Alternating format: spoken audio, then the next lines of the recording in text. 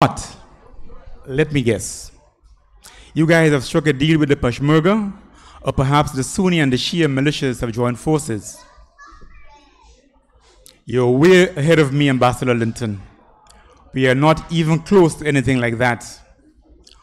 Although I believe we'll have some form of alliance before the major offensive starts. Oh, I really hope we can work out a deal with them. This is quite a messy situation, General. Yes, Ambassador, it is indeed. We've got quite a fight in our hands. I think that the unrest in the military helped us. How? Replied Ambassador Linton. Some of the traitors are talking, literally spilling their guts. Yeah? I worked with the intelligence services for many years. General, I'll share this with you. When a prisoner or suspect wants to save his skin, he'll tell you all kinds of stuff, all kinds of nonsense, anything at all. Ambassador Linton, don't you think that our security forces are smart enough to know the tricks of the trade? We've been fighting terrorists for decades, long before they brought down your Twin Towers. Thousands of citizens have been killed over the years. Our intelligence services have a lot of experience in these matters. So don't you think that they have the slightest chance? Certainly.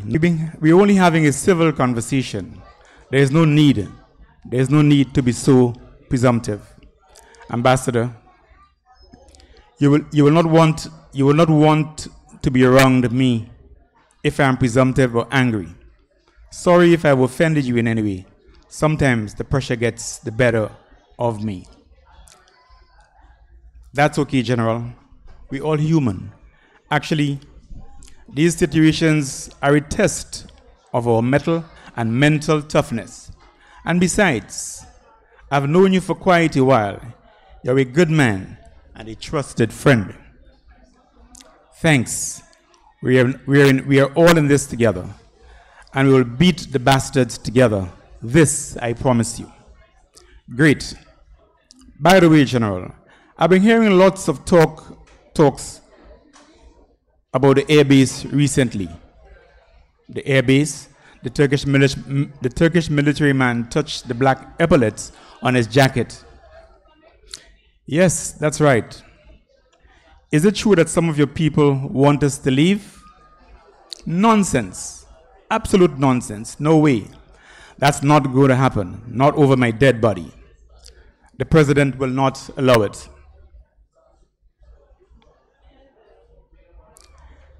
Are you sure about that, Ambassador Linton? Yes, absolutely. Oh, that nonsense about involvement in the attempted coup. We know that was a whole lot of baloney. Ambassador, we've been talking for just about an hour and a half, and not one word about the escaped terrorist mastermind.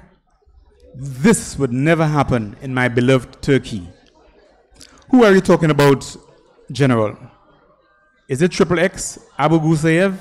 Yeah. We are awaiting the results of the investigation. It is still not clear how he managed to slip out of our hands. Thank you.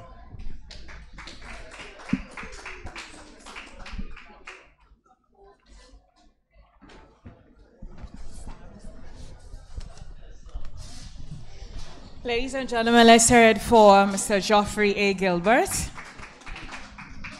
So, Mr. Gilbert, I'm listening to you read, right? Mm-hmm. And I can tell that you really get into his character. And being someone who is a real heavy consumer of the news, well, a hobby, just like I take in the news wherever. Definitely. There's some of those things, it's almost cryptic. Almost cryptic, you know, the Jamal reference. Of course. The struggles of people in our profession to bring the news to the world these days. Without being prosecuted. Right, and then everything that is happening on the international stage at this time. So in local terms, you might say you're a sea man or something. So someone said to me, "See, boy, don't be surprised if you get a call from the guys up north." Well, I didn't want to say that, but I mean, the thing about it is that you have to be in the know right. to really understand what's happening. Right. And of course, being in the know, I mean, these days, everybody's live, social media, whatever, right? We go online and we get stories and we pick things up, right? Right. But I've always said to myself, here, look, you can go online and you can pick up stories, right? And you can read things, but it has to make sense. Right. You have to know how to make sense out of it. Right. Because if you're not making sense out of it, you will just be pushing propaganda. Right. So I take a lot of time in assessing what's happening and of course researching. Right. As we speak right now, I am part of the Author Learning Center in the United States. So I'm doing my courses, studying online, and doing a number of things to improve myself and my writing. Right, that's important. That's important. Sharpening the skills. Of course. The sharpening the skills that the passion fuels. In terms of in Grenada, you've gotten quite a bit of publicity and notoriety, if you will, for your work. The business of publishing and being an author, and of course, the revenue. Sometimes just getting that space. Yeah. I mean, we have to say thank you to the Cultural Foundation for continuing to provide this space for literary works. But do you think that there is almost like wanting or there needs more needs to happen for people like yourself and the others here this afternoon and outside of this location? Well, the first thing I would say is that we need to develop a more reader-centric population. People, you've got to be mad and crazy about books, right? Read. Have to be mad and crazy about what? Books. About books? Books, yes. Right? Okay. Read, right? You need to have that passion for it, right? And not just a book, but at least information which can help you to develop as a person. If I were to share with you my own journey in terms of starting from 2012 to where I am now, right? Well, when I saw my first royalty check, I almost fainted. I mean, when I saw the check, I almost fainted because... When you saw your first... Royalty check. Royalty check. Payment, right? I mean, when you take into consideration what you actually put out, but you have to understand it is a process and it takes time. Yeah. You don't just get there by waking up in the morning. Right. You have to continuously show that, hey, look, your ability to adapt and you want to be better. Yeah. And you have to keep knocking on doors because you have to remember there are persons out there who would say to you many times, well, you should give this up, what you're doing, or you're wasting your time, right? But it doesn't work like that. You have to develop and you have to have that passion and that appetite for wanting to to get your work done. But reading and writing is awesome. As you said before, it takes you to places that I use reading and writing to cool down. Yeah. A hard day at the office, I will go into my little corner thereafter and get on the laptop. It's your escape. Of course, and you can write. And it gives you the opportunity to explore. Right. To be a creative self. Yeah, good. Well, thank you so much. Thank you. And again, thank you. You've been here this stage and space so many times. Yes. But it's to continually highlight people like yourself. We have people like Lexan for the first time. And young people here. We had Ayo, a 9-year-old, and we have Dante, who we'll hear from again. But it's just to show that we can do it, and it's to push more Grenadians to want to do it. And actually, there are many teachers like Mr. Ambrose. They probably write so much, but have it hidden somewhere. Yes, and so they just to come out and do it. Yeah. Before I go, I just want to say congratulations to all of my fellow writing authors and poets. You have chosen a path that is not very easy. It is very, very difficult. It's very, very challenging. But I can assure you that once you continue the commitment and the passion, you will surely get there. And don't just see it as making $1 and trying to earn a living. Eventually, that passion is going to carry you over the line, right? I just believe in my lifetime, and soon I would see some Grenadian work, into film, right? They're sending a lot of stuff to us. It is time that we start sending back, right? Sending some stuff out. And I think we have the potential. So congratulations to all my fellow writers, and just keep the faith, keep the struggle, and just don't give up. Thank you. Thank you so much, Mr. Gilbert. Thank you. Very well said. Indeed, indeed, indeed. All right. We are mainly consumers of other people's work. It's time for us to push ours out there for other people to become consumers as well. Thank you, everyone. Thank you, thank you, thank you. So we are getting ready to just switch up a little bit. And we're here at the 8th Literary Word Festival, the Aunty Tek Spice Word Festival it is. We come to you live from the Spiceland Mall at Grand Dance, Montrouge Grand Dance. Lots happening at Montrouge this afternoon. And we'd like to say thank you to the folks who have us here. Flow, this is how we flow. GIS Television, thank you very much. Of course, it's on TV. Those of you following online, maybe about 15 or so minutes ago, you might have been a little knocked off. We just had a little surge in power here. So we do apologize for those of you who were knocked off a bit from viewing and or listening. But we're back up and we're flowing. So we'd like to thank you. Party Grenada, thank you very, very much. And Nazim Benjamin, Mikey Hutchinson, Mikey Live, thank you very much. And of course, you can view as well on the Grenada Cultural Foundation's Facebook page. So we spoke to him earlier. Yeah, we spoke to him earlier. The little poet, 19-year-old, took us to other places and spaces in the mind. And he's coming here again to stand and do the spoken word. Please welcome Davonte Wilkes.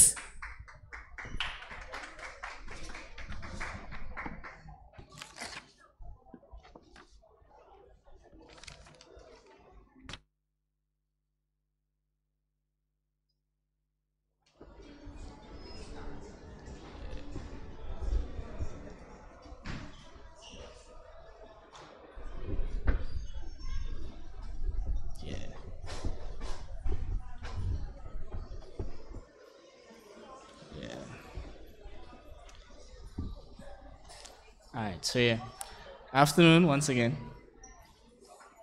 So the piece that I'm going to do now is about revolution, since revolution was just the other day.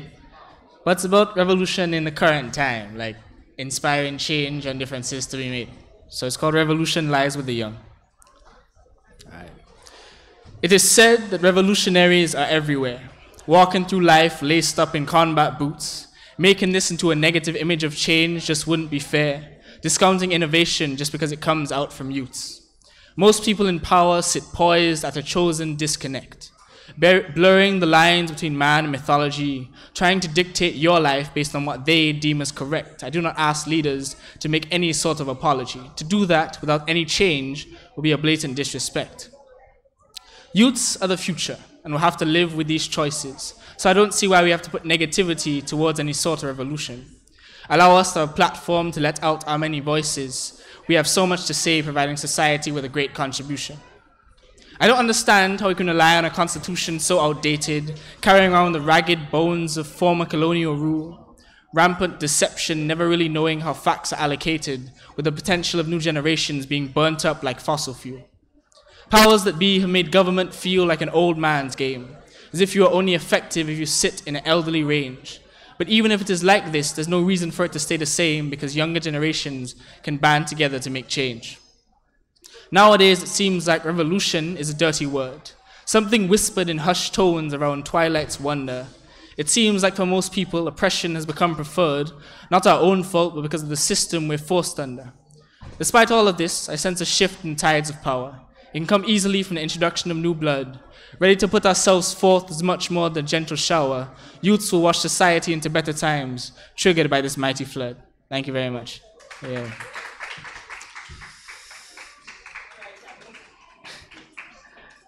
So yeah.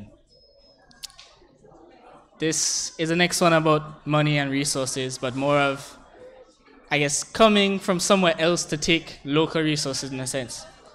So yeah. It's called Money Makes the World Downfall. We live in a world of chaos. A place we once proudly called home has now been invaded by outside forces.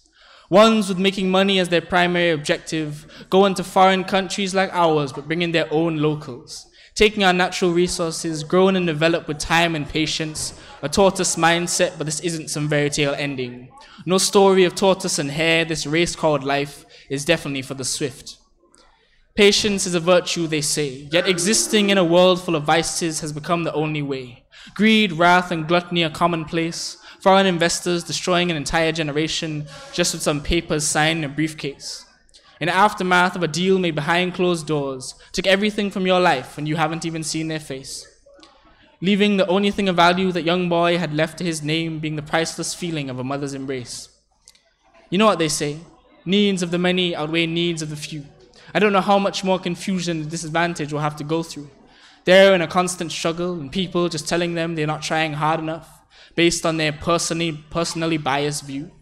The poorer people having to work disproportionately harder has been the status quo. It's nothing new. I need a concrete definition of many. Because the 1% are by default the few, yet 1% take priority over the many just based on the power of the income quantity.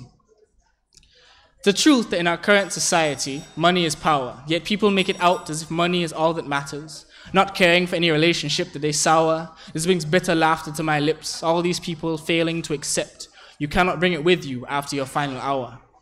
Money is important, that is something I can't deny. That being said, putting money over common decency is something you cannot justify. Money can be absolute power, and power can corrupt you absolutely. Do not allow some paper with ink to be a tragic divide between you and me.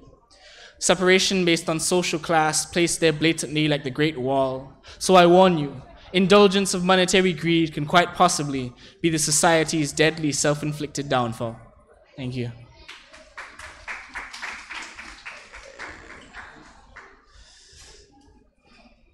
So my last piece that I'll be doing is about police corruption in a sense. So yeah, this is about basically a story of when I got stopped last year by police, believing that I had drugs when I did not. I just was walking from school and they said I looked suspicious. So that's basically my story about police officers. It's called Yes Sir, Mr. Police Officer.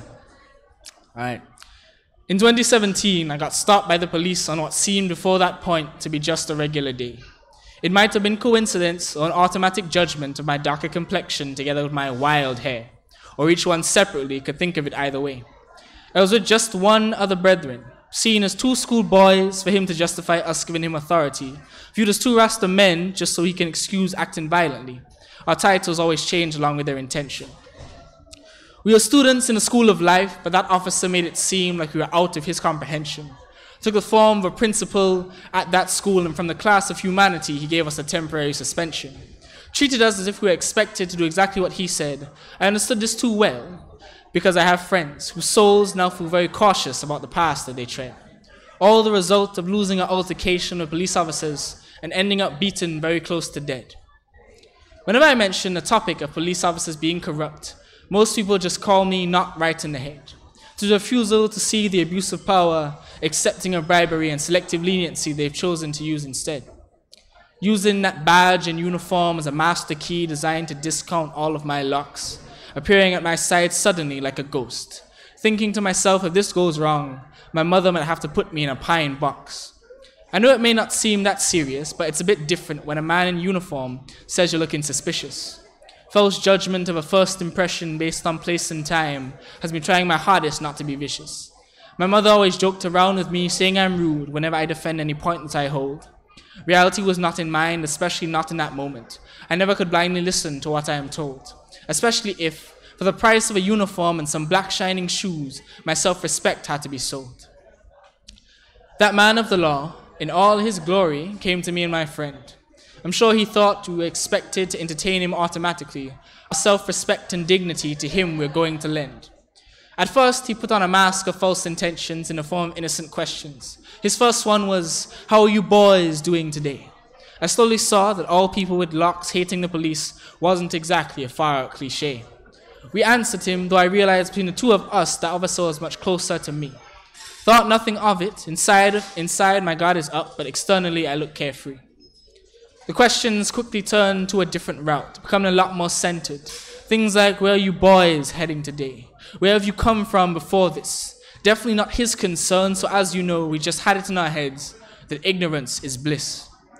Brushing his queries off or simply saying it's not his concern, we quickly realized an underlying anger was starting to bubble and churn. It just didn't feel right. Something was definitely amiss.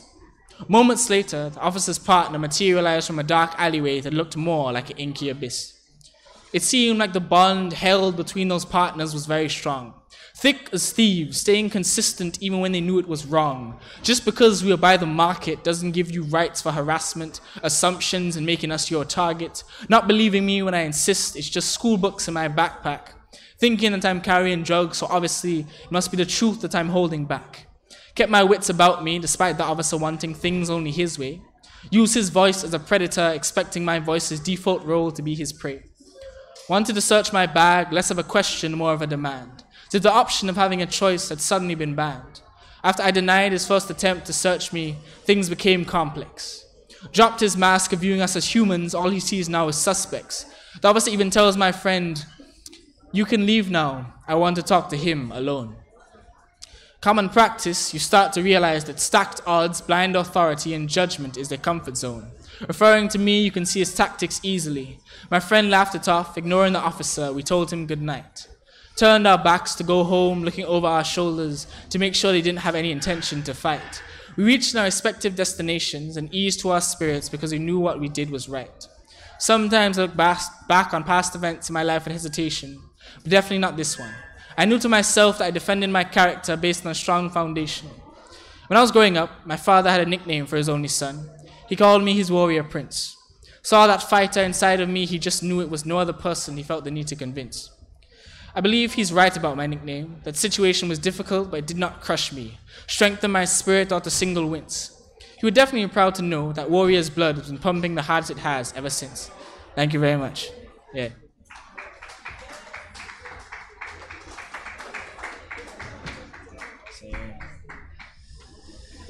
Wow. Wow, that's all I could say. Yeah, basically. Yeah. It's powerful stuff, man. Yeah, I got a bit breathless at the end. Yeah. I get passionate and I start to go and then. Yeah. Yeah. So. That's good, because then you have an escape. Yeah. You can write it and you can express it and you can say it and you can feel it.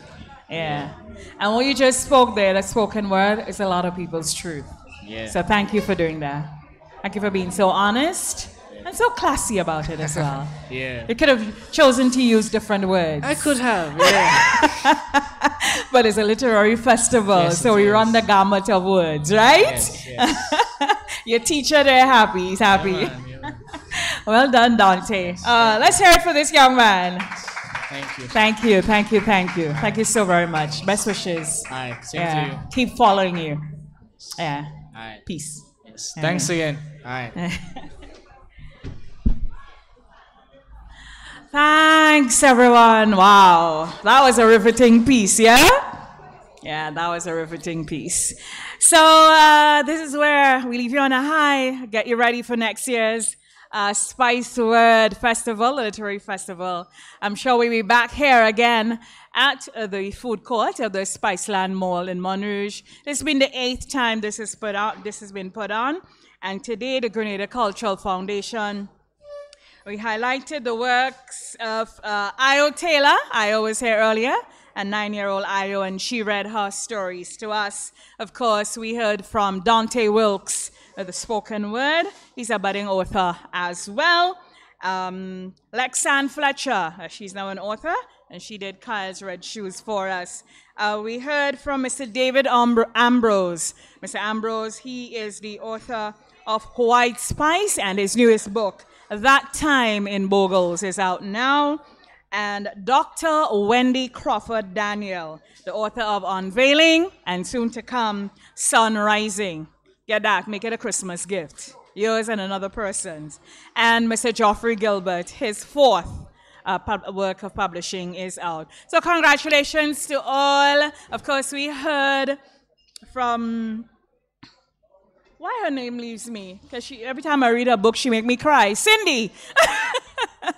Cindy Mackenzie. We heard from Cindy as well. And Cindy, did anybody win? Not yet? Don't worry. I'm sure somebody will be in your inbox on Facebook. Yeah, the answer might be there. So thank you so much, Cindy. Thanks for coming and share with us, and keep writing and sharing your story. Appreciate it. And everyone here, the Spiceland Mall for hosting us. Of course, all the online streams who brought this live to the audiences out there. We'd like to say thank you to Party Grenada, Mikey Live, of course, the GIS Television, and the Grenada Cultural Foundation, their Facebook page. The staff of the Grenada Cultural Foundation, thank you guys so very much for all the hard work you've put in here today. Thank you, thank you, thank you, thank you, thank you. These things look easy, but behind the scenes, event deliverables normally really, really tough.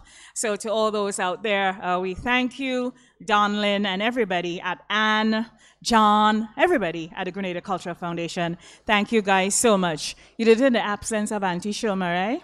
Aunty Shoma, you're still shopping in the mall? Hi to you. So thanks again, everyone. Remember, literacy opens doors, and it is opening the door to our future. All right? Get your children to love books.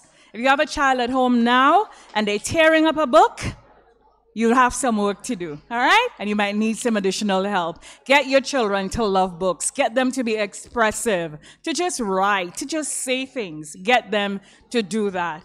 It works. And of course, the audience here, the books are here. Please, it's not too late and it's not too early to get your Christmas gifts, all right? Please give someone a book this Christmas. Give someone a book this Christmas. Not just a book, a Grenadian author. All right? So signing off here from the 8th Aunty Tek Spice Word Festival, I am Brenda Batiste. Thank you very much, everyone. Have a good evening.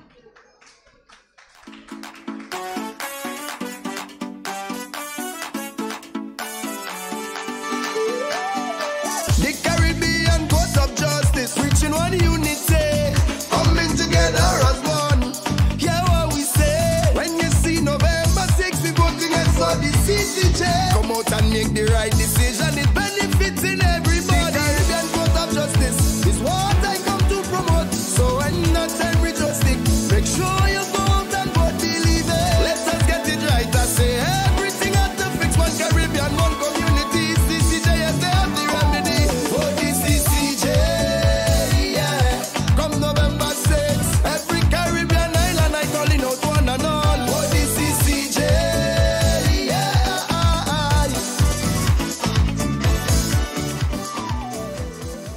Yes, for the CCJ, that's it. Vote yes for the CCJ,